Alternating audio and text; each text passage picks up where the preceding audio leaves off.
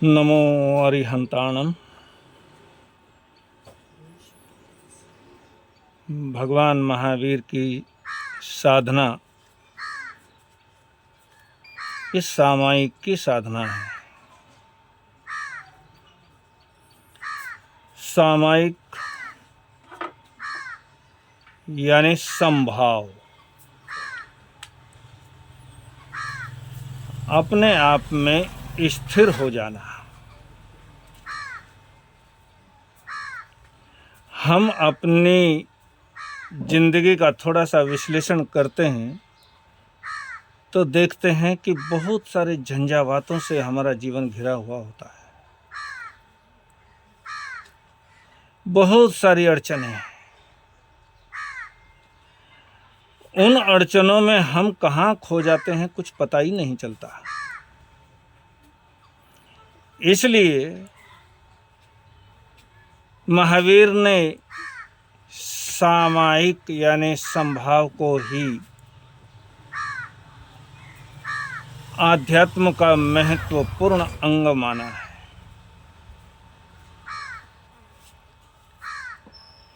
तो समभाव हर स्थिति परिस्थिति में अचल बने रहना। जैसे एक घड़ी का पेंडुलम घूमता है, इधर से उधर, उधर से इधर। जब तक वो इधर से उधर जाता है, उधर से इधर आता है, तो घड़ी बराबर चलती रहती है। यानी हमारी ज़िंदगी का समय भी भागता रहता है, वो पेंडुलम की तरह अगर हम हिलते रहते हैं। लेकिन अगर वो पेंडुलम रुक जाता है तो घड़ी तुरंत रुक जाती है। उस पेंडुलम के रुकने का नाम ही सामायिक है। तो सामायिक ये दो तरह की कही जाती है। एक साधु की सामायिक और एक श्रावक की सामायिक। तो साधु की सामायिक ये तो जाव जीव, जीवन भर के लिए। साधु तो जीवन पर्यंत उसी साधना के अंदर रमता है। लेकिन श्रावक के जीवन में ये संभावनाएं नहीं है। होना चाहिए, हो सकता है। और अगर श्रावक जीवन में सामायिक जीवन पर्यंत हो जाए तो उसकी प्रशंसा तो महावीर भी करते हैं। जैसे पुनिया श्रावक की, उन्होंने कोई दीक्षा नहीं ली, संन्यास नहीं लिया, लेकिन सामायिक उनकी सर्वोपरि सामायिक मानी जाती है। हम जीवन भर संभाव के अंदर रह सकें, इससे ऊंची स्थिति तो कोई जीवन की है ही नहीं। और गृहस्थ भी उसमें रह सकता है, लेकिन इतना आसान नहीं है। क्योंकि वो जिस वातावरण में रहता है उस वातावरण में बहुत सारी अड़चनें आती है। उसे परिवार चलाना है,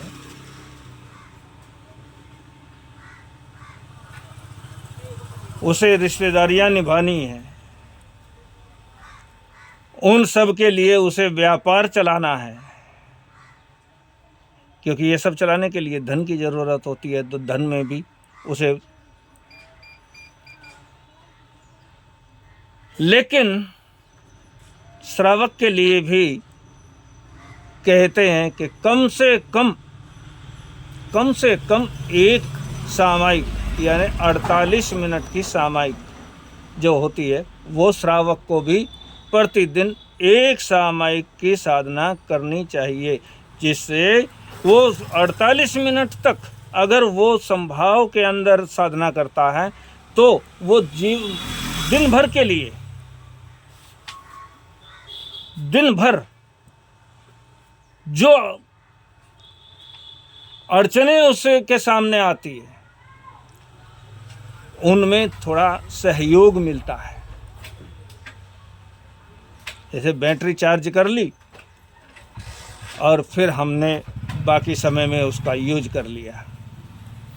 ऐसी ये 48 मिनट की सामयिक है। अब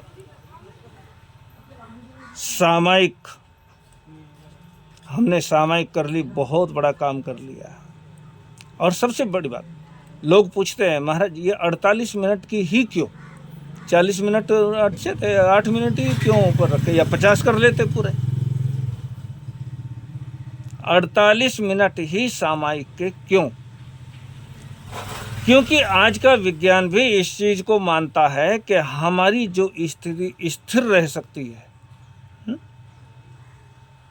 ज़्यादा से ज़्यादा हमारी स्थिति स्थिर रह सकती है, उसको 48 मिनट तक ही हम स्थिर रख पाते हैं।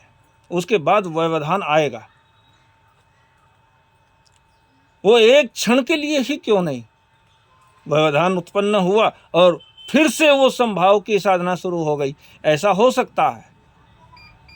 लेकिन उसका जो लिमिटेशन है वो 48 मिनट का है। तो इसलिए श्रावक की सामयिक को 48 मिनट की सामयिक कहा जाता है। तो ये दो तरह की सामयिक कही जाती है। तो सामयिक यानी समय का रुक जाना, जैसे मैंने आपको बताया। और इसी के लिए शायद मुझे लगता है कि सिख परंपरा में जो, जैसे जैन लोग कहते हैं जय जिनेंद्र, हिंदू लोग यानी वैदिक परंपरा के लोग कहते हैं राम राम, राम कृष्ण हरि, जय हरि, ये बहुत सारी बातें अपनी अपनी परंपरा के एक ऐसे शब्द हैं। तो सिख परंपरा में एक शब्द इसी तरह से प्रयुक्त किया जाता है, सत श्री अकाल। सत्य जो है वो काल के बाहर, अकाल। जहां सत्य की स्थिति हो जाती है वहां पर समय खत्म हो जाता है।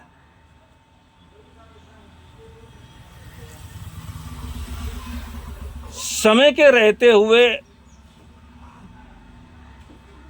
हम बहते हैं, जैसे नदी के अंदर एक वृक्ष का पत्ता बहता हुआ चला जाता है और समुद्र में जाकर के नष्ट हो जाता है, इस तरह से। लेकिन समय के बाहर जिससे समय का भान ही नहीं होता। महाराज जी हम दुकान पे काम करते हैं, हमें पता ही नहीं लगता दिन कैसे गुजर गया, है ना। ये भूल भुलैया है, ये जागृति नहीं है, ये भूल भुलैया है। भूल भुलैया में भी समय का पता नहीं लगता। लेकिन जब भी हमें समय का भान आता है, अरे इतना टाइम हो गया, तो कमर दर्द कर रही, पैर दर्द कर रहे हैं, सिर दुख रहा है। शरीर पर तनाव था लेकिन भूल भुलैया थी, इसलिए हमें पता नहीं चला। लेकिन जब एक साधक उस स्थिति से गुजरता है तो उस समय में वो बड़ा हल्कापन महसूस करता है, वो थका हुआ नहीं होता।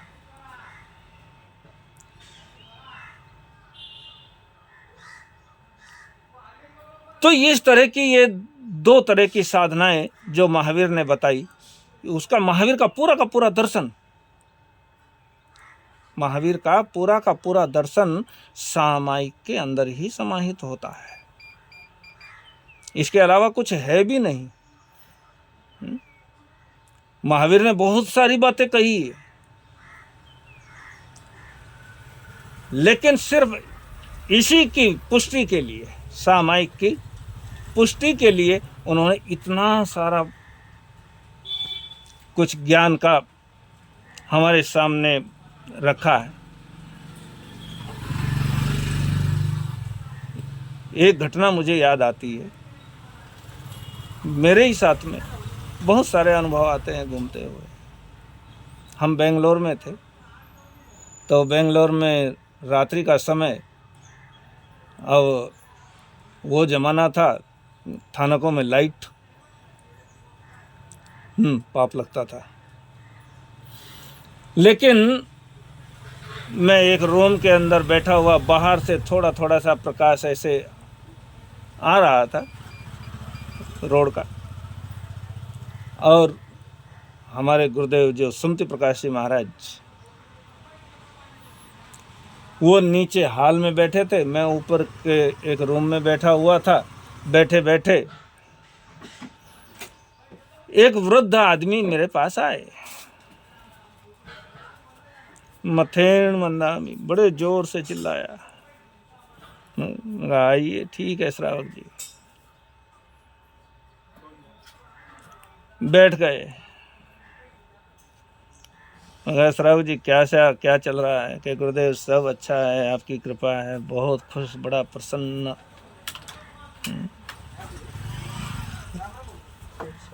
तो मैंने पूछा, आप दिन भर थानक के अंदर रहते हैं? वो कम से कम 18-20 सामायिक करता था हर रोज,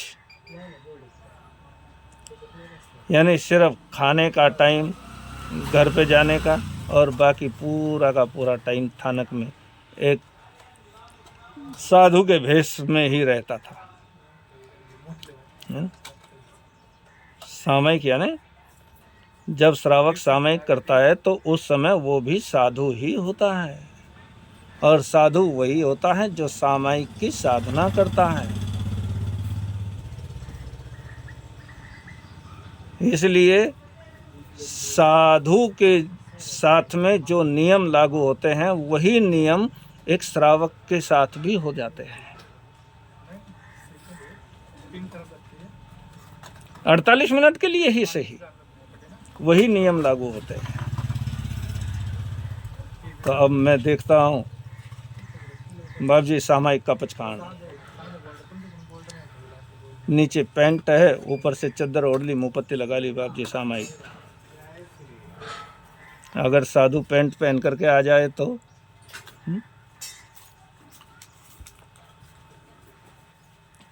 आपके मन में हलचल आ जाएगी।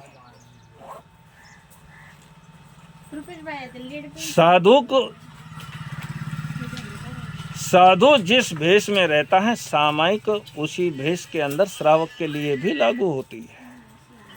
पूरा ही करना चाहिए। खैर,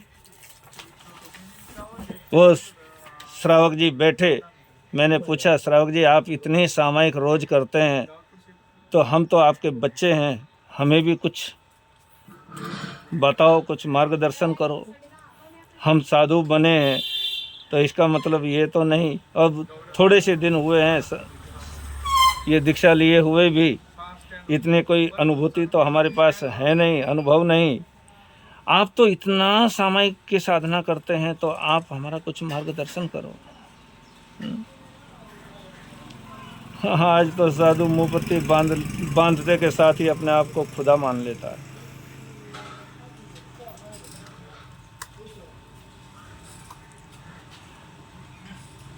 श्रावक जी ने कहा, गुरुदेव क्या है, बस करते हैं, ऐसा नहीं। अब इतने वर्षों से आप इतनी सामायिक साधना कर रहे हैं, तो कुछ ना कुछ तो अनुभव आए होंगे ना।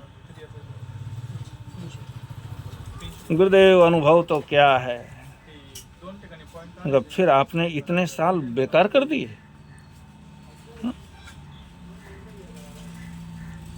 इतने साल सामायिक करी, इससे तो अच्छा था, मैंने मन में सोचा, उनको नहीं कहा, इससे तो अच्छा था दुकान पे जाकर ही कुछ काम कर लेते।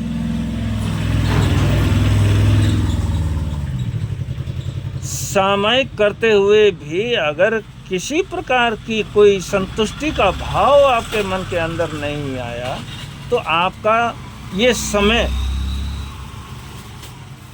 फिर तो व्यर्थ ही गया ना। मेरा कहना था कि आपका समय बेकार गया। वो श्रावक जी तो सामायिक में ही थे लेकिन भड़क गए। मैंने पूछा, इतने वर्षों से सामायिक कर रहे हैं, कुछ तो अनुभव बताइए हमें भी, हम तो बच्चे हैं।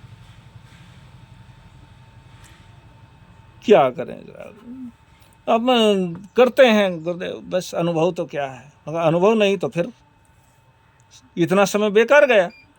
बेकार गया, मेरे को ऐसा बोला, मेरा समय बेकार गया। भड़क गया जोर से, इतना शोर मचाया कि नीचे के भाई लोग बैठे थे गुरुदेव के पास में, वो भी उठ करके ऊपर आ गए। क्या हुआ क्या हुआ? बाबा जी को भड़कते हुए देखा, हाथ पकड़ करके नीचे लेकर के चले गए। गुरुदेव क्या बात हो गई? अरे बात क्या हुई थी भाई, मैंने तो इतना पूछ लिया था भाई, आपके अनुभव हमें भी सिखा। आपने उम्र के हिसाब से कुछ तो अनुभव सीखे होंगे, और उम्र के हिसाब से अनुभव नहीं सीखा तो तुम्हारी उम्र बेकार गई, सीधी सी बात।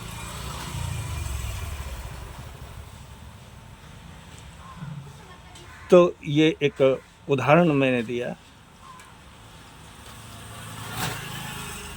हमारी सामायिक